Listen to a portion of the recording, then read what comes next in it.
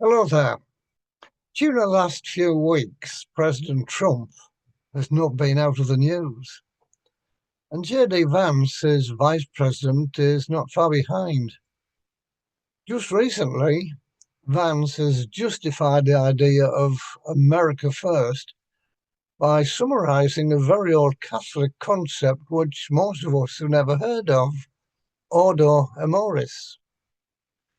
In a TV interview, he summarised that concept in these words, I quote, "There's this old school, and I think it's a very Christian concept, by the way, that you love your family, and then you love your neighbour, and then you love your community, and then you love your fellow citizens and your own country. And then after that, you can focus and prioritise the rest of the world." End of quote. And he claimed that the president's plan to deport millions of people didn't conflict with his religious beliefs. This comment and the plan to deport people has caused a wide debate in America. And many Catholic theologians say that his understanding of this old principle is wrong or immoral. A Jesuit, Father James Martin, replied to the vice president's interview by saying it misses the point of Jesus' parable of the Good Samaritan. And one article quotes the Catechism of the Catholic Church, Article 2241. The more prosperous nations are obliged, to the extent that they are able, to welcome the foreigner in search of security and the means of livelihood that he cannot find in his own country of origin. Public authority should see to it that the natural right is respected, which places a guest under the protection of those who receive him. End of quote. Now, Vance has been a Catholic for only 5 years, so may not have read that far into that catechism. But I wonder how Vance might feel if he hears this gospel reading set for today. Just read it again and see how contrary it is to his TV interview. Just consider the following.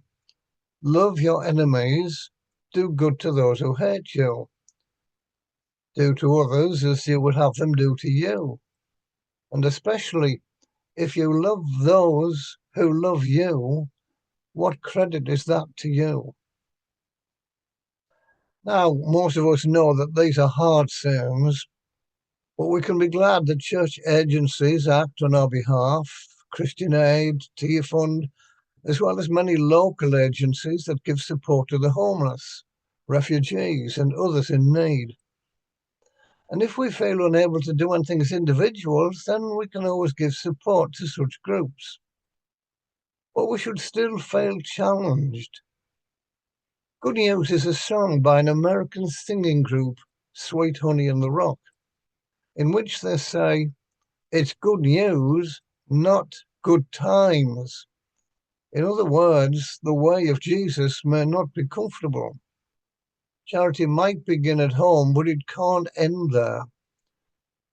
When we believe that God reached out to the world in the life of Christ, then he gives us an example to follow, to reach out in love. The Good Samaritan reached out with compassion to someone that he might have regarded as an enemy. When we pray, thy will be done, thy kingdom come, we need to remember that God can't do that without us. The comments of Vice President Vance have caused a lot of comment.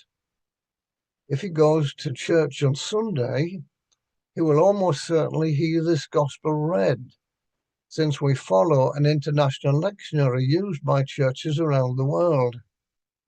If we ignore the challenge it brings, then we fail the kingdom and we fail to follow Christ. It's up to each of us to recognize what opportunities we have to show the compassion of the gospel.